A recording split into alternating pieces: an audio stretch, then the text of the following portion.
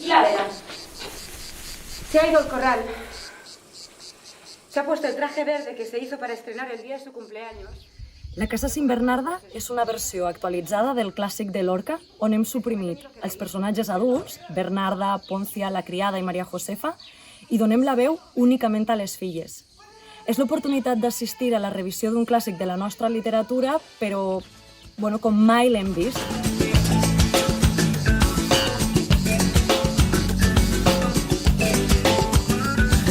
No sé lo que puede pasar.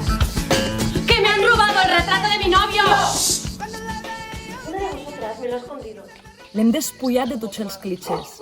Li hem donat continuïtat temporal. L'hem fet reviure.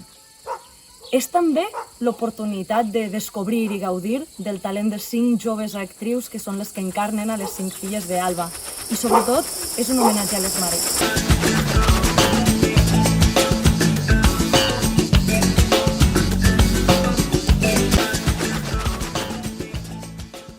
La veu opressora desapareix, però aquesta opressió, aquesta mare, aquest llegat familiar roman dins de cadascuna d'elles.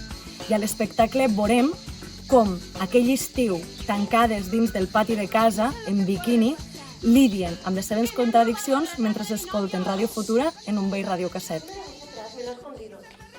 Es que somos malas.